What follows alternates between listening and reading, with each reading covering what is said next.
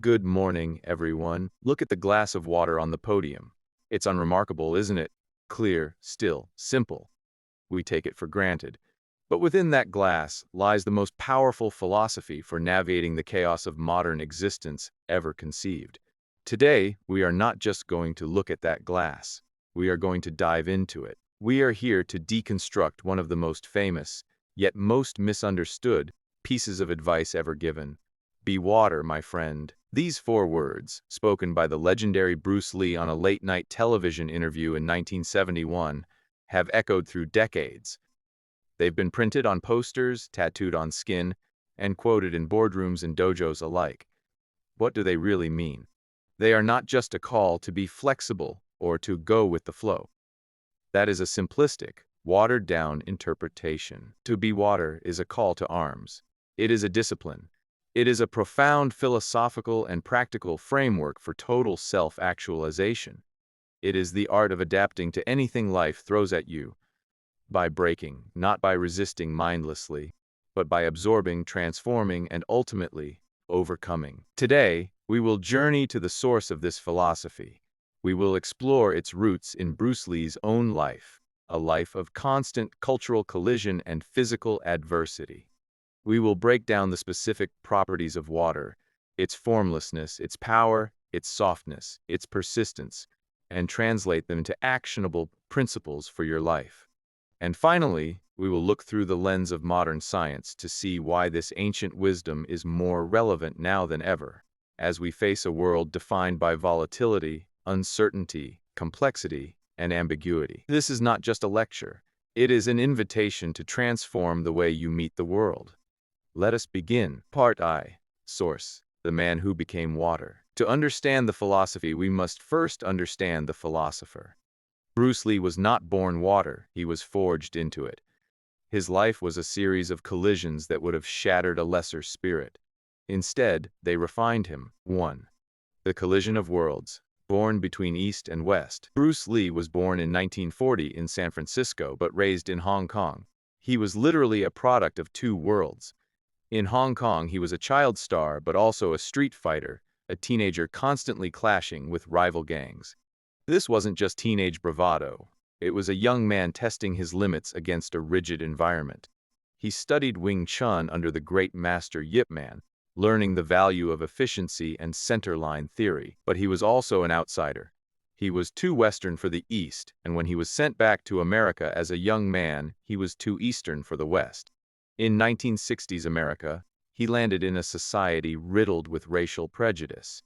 He faced the casual, and not so casual, racism of a time when Asian men were stereotyped as laundry workers, cooks, villainous coolies. He was denied roles, looked down upon, and told that audiences couldn't accept an Asian in a leading role. Most people, faced with this level of systemic rejection, would have hardened. They would have built a wall, become bitter, and fought the world with rigid anger. But Lee's genius was his ability to absorb these blows. He didn't try to be a white man. He didn't retreat entirely into an Eastern shell. He used his unique position as a bridge.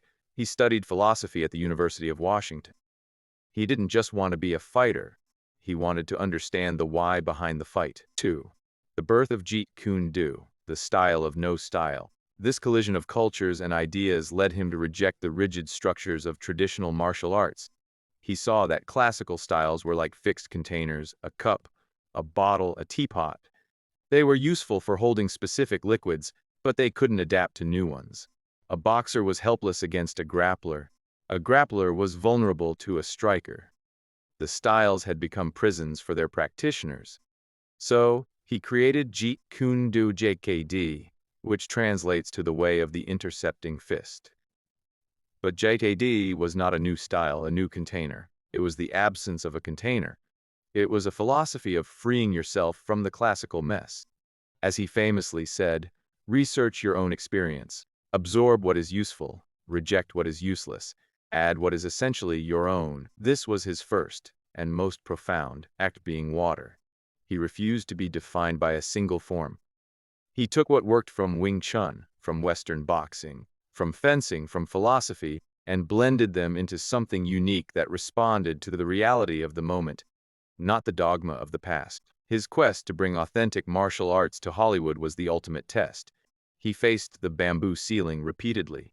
The role of Kato in The Green Hornet was a breakthrough, but he still fought for every line of dialogue, refusing to be the silent, subservient sidekick. He pitched a show called The Warrior, about a martial artist in the Wild West, but it was deemed too ahead of its time. It was eventually made decades later. Instead of shattering, he adapted. When Hollywood wouldn't give him the lead role, he returned to Hong Kong, where he was a superstar. There, he made The Big Boss, Fist of Fury, and The Way of the Dragon. He took the rigid, unyielding structure of Hollywood and simply flowed around it. He went where the water would carry him. And in doing so, he created something so powerful, a new kind of hero, raw, nationalistic, and electrifying, that Hollywood was then forced to come to him. His final film, Enter the Dragon, was the result. He had reshaped the landscape. He didn't beat the system by smashing his head against it. He flowed into the gaps, wore down the resistance, and emerged on the other side, having changed the very terrain. The most profound example of his adaptability, however, was personal. In 1970, while training, he performed a warm-up exercise without a warm-up, a terrible irony, and suffered a devastating back injury. His sacral nerve was severed. The doctors told him he might never walk again, let alone practice martial arts. For a man whose entire identity and life's work was built on physical prowess, this was the ultimate container. A rigid man would have been destroyed. He would have succumbed to despair, his identity shattered. Bruce Lee spent 6 months in bed. But he didn't just lie there. He adapted. He couldn't move his legs, so he worked his arms. He read thousands of books. He wrote volumes on philosophy and martial arts. He designed his entire system of training, not despite his limitation, but because of it. He studied rehabilitation with the same ferocity he studied fighting. He found a new way to flow. He didn't just recover. He came back stronger, more philosophical, and more innovative than before. He had literally transformed a catastrophic obstacle into a catalyst for growth. This is the source. This is the man. He was not preaching a philosophy of passive acceptance. He was demonstrating a philosophy of radical, persistent adaptation. Now, let us take the metaphor apart and examine its components. Water has several key properties. Each one is a lesson in adaptability. This is the foundational principle. Formlessness is the state of pure potential. It is the beginner's mind. When water is poured into a cup, it becomes the cup. It doesn't argue with the cup. It doesn't wish it was in a teapot. It doesn't try to maintain its previous shape. It instantly, effortlessly, and completely adapts to its new container. The lesson. How often do we fail because we hold on to a form that no longer fits? We cling to an old job title, an old identity, an old relationship dynamic, a fixed way of thinking. We enter a new situation armed with solutions from the last one, and we wonder why we fail. Being formless means entering every moment without a fixed agenda. It means listening before speaking. It means assessing a situation before reacting. It means letting go of who you were so you can become who the moment requires you to be. In skill acquisition, this is known as ecological dynamics. Researchers now argue that the best athletes are not those with the most correct technique, but those who can adapt their movements to the unique, dynamic constraints of the environment. They don't have a perfect swing. They have a swing that is perfect for this pitch, in this wind, on this field. They are formless. Property 2. Adaptability to temperature, hot, cold, and everything in between. Water can exist as a solid, a liquid, or a gas. It can be ice, hard and unyielding, capable of carving mountains. It can be steam, invisible and powerful, capable of driving mighty engines. And of course, it can be the fluid we know and love. It changes its state based on the temperature of its environment. The lesson. This is about matching the intensity of the moment.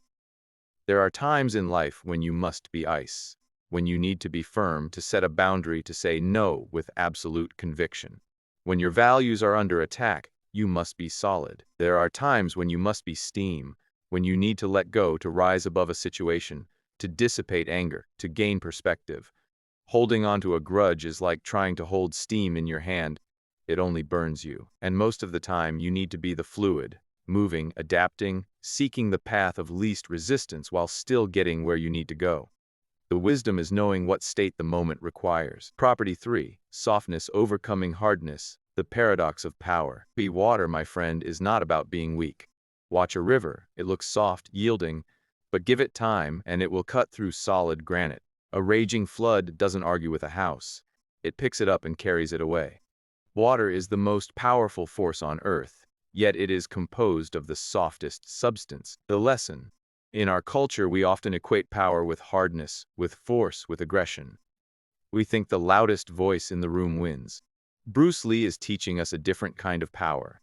The power of persistence, of indirect force, of absorption. In a physical confrontation, if an opponent pushes you, a rigid fighter pushes back, meeting force with force. The stronger person wins. But a water fighter absorbs the push. They yield, drawing the opponent in, off-balancing them, and then redirecting that force back at them. Your own aggressive energy becomes your downfall. In life, this is the art of non-resistance in negotiations, of patience in relationships, of persistent effort in the face of impossible odds. It is the soft power that moves mountains not by smashing them, but by wearing them down, one drop at a time. Property 4. Seeking the gap, the path of least resistance. Water always finds the cracks. It flows around obstacles. It doesn't smash its head against a boulder. It goes under it, over it, or around it, always seeking the path of least resistance. It doesn't stop until it has found a way to the sea. The lesson. This is about strategic thinking. So often when we face an obstacle, we fixate on it. We bang our heads against the same wall, wondering why it won't fall. We think that to be strong, we have to break through it directly. Water teaches us that true strength lies in finding the gap. If one door is closed, don't stand there staring at it.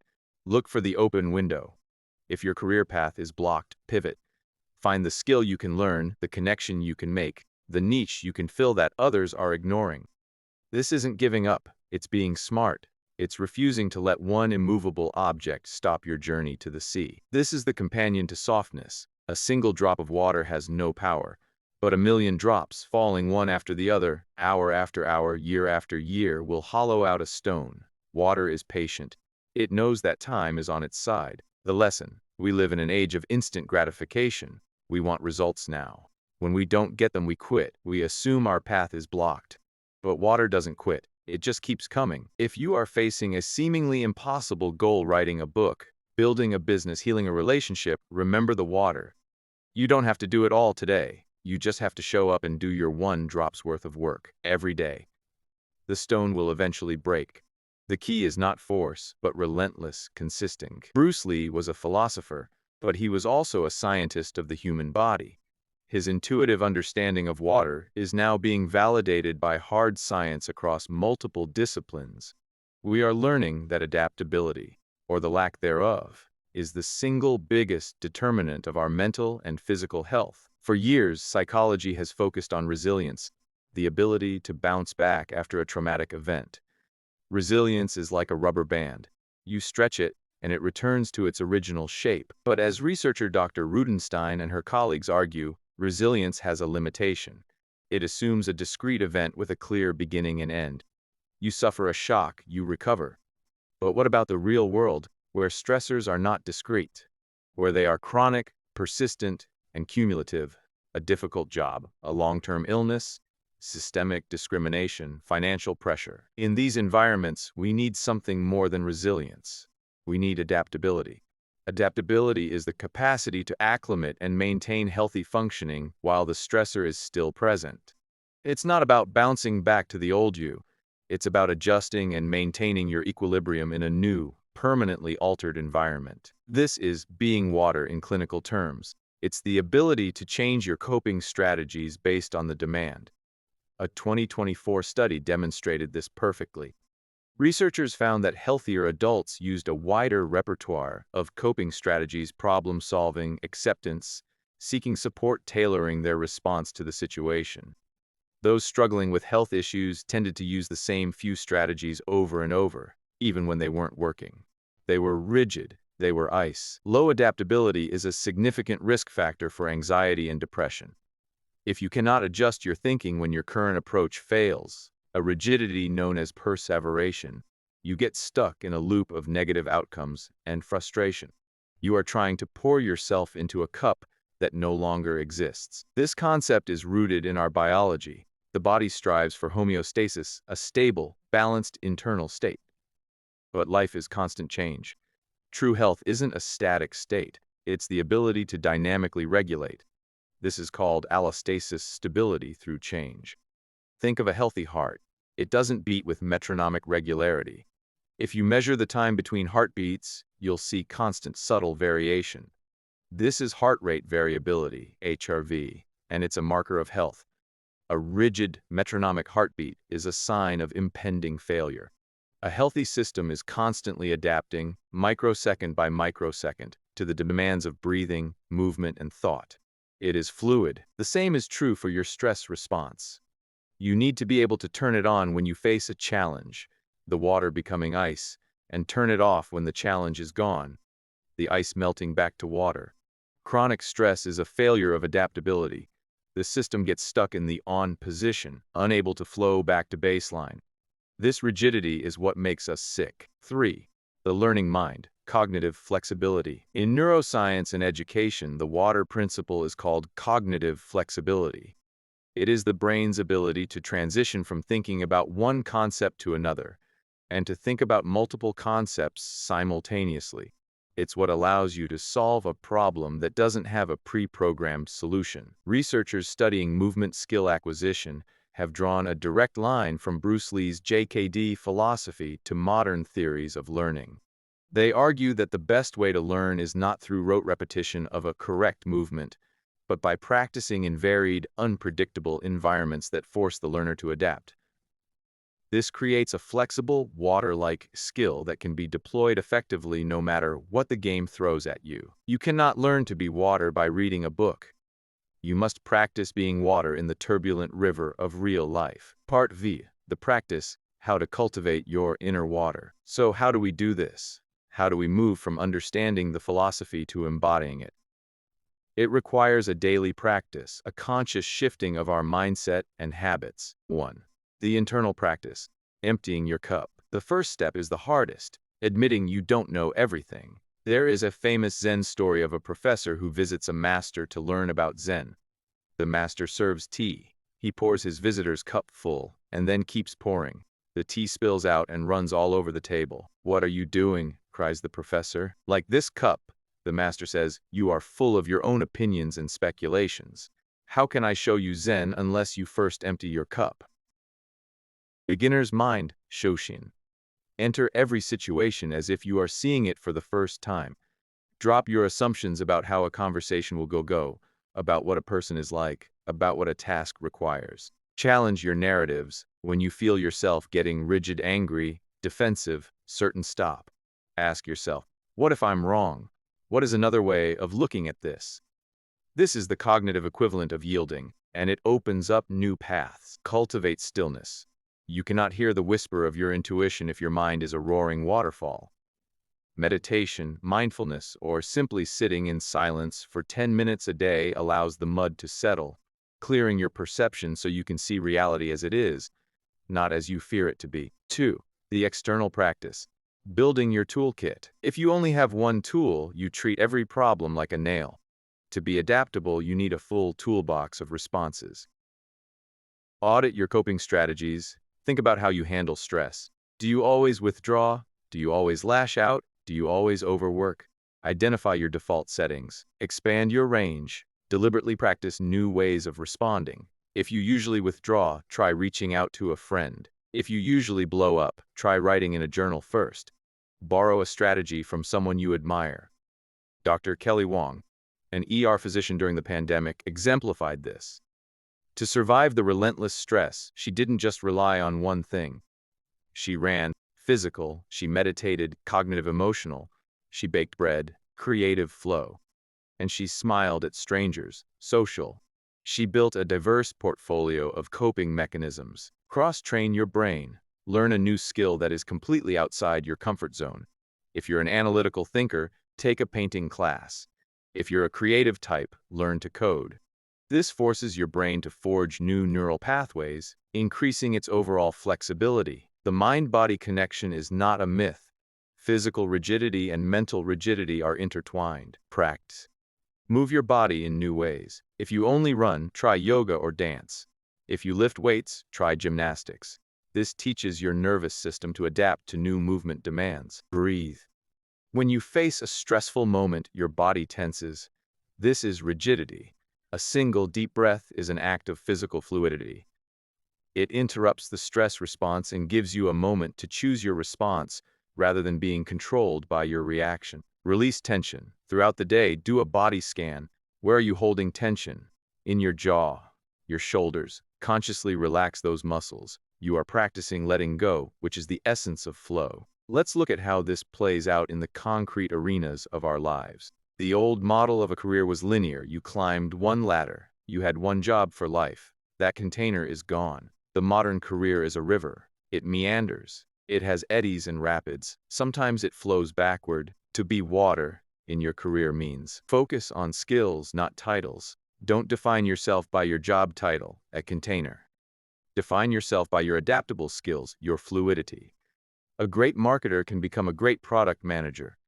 A great teacher can become a great corporate trainer. The title changes, the essence flows. Embrace the pivot. If your industry is dying, the container is breaking, don't stand there holding the pieces. Look for where the water is flowing. What new skills can you learn? What adjacent field can you move into? Your experience is not lost. It's simply taking in a new shape. Be indispensably useful. Like water, be the thing that everyone needs. Become the person who can solve problems, who can mediate conflicts, who can learn the new software faster than anyone else. Be formless, and you become invaluable. Relationships are the ultimate test of adaptability. Two unique individuals, each constantly changing, trying to stay connected. Rigidity here is fatal. You never listen. You always do this. These are statements of ice. Listening to understand, not to reply. Enter a difficult conversation without your arguments preformed. Really listen to the other person's reality. You might find that the cup they are trying to pour themselves into is different from the one you're holding out. Accepting change. The person you married at 25 will not be the same at 45. You will not be the same. A water-like relationship is one where both partners accept and support each other's evolution. You grow together, not into the same shape, but into shapes that fit together, knowing when to be ice. Adaptability doesn't mean being a doormat. There are moments when you must be solid to protect your boundaries. But even then, do it with the quiet, unstoppable power of a glacier, not the brittle shatter of glass.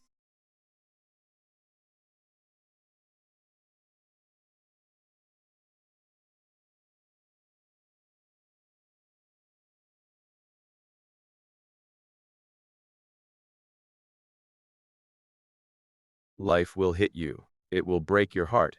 It will shatter your plans. It will present you with pain that seems insurmountable. This is the ultimate test of the philosophy. In these moments, we are tempted to freeze, to become rigid with fear or grief. Or we try to run to vaporize. The path of the water is different. It is to feel the pain fully, to let it flow through you, and then to find the gap. Remember Bruce Lee in that hospital bed. He couldn't change the fact of his broken back, but he could change his relationship to it. He flowed into the gap that the injury had created, the gap of stillness, of study, of philosophical reflection. He turned a catastrophe into a chrysalis. When you face your own broken back moments, ask yourself, where is the gap? Where is the space for growth hidden within this pain? The loss of a job might be the gap that leads to your true calling. The end of a relationship might be the gap that allows you to finally find yourself. The water always finds the gap. It always finds the way to the sea. Bruce Lee died too young, at the age of 32. But his philosophy did not die with him. His daughter, Shannon Lee, has spent her life sharing his teachings, showing how being water is a path to personal growth and self-actualization. The philosophy has proven its own point. It has adapted. It has flowed from the world of martial arts into the worlds of business, sports science, psychology, and art. It has proven itself to be timeless because it is formless. We live in a world that is accelerating. The ground beneath our feet is constantly shifting. The old rules don't apply. The old containers are cracking. In such a world, rigidity is a death sentence. The rigid mind breaks. The rigid career stalls. The rigid heart shatters. But the water just keeps flowing. So, as you leave here today, I invite you to look at the world differently. See the obstacles not as walls, but as channels. See the changes not as threats, but as new containers to fill. See yourself not as a fixed identity, but as a flowing, growing, ever-changing force of nature. When life puts you in a cup, become the cup. When life puts you in a teapot, become the teapot. When life puts you in a raging river, become the rapid. When life puts you in the deep ocean, become the vast, quiet depth. Empty your mind. Be shapeless.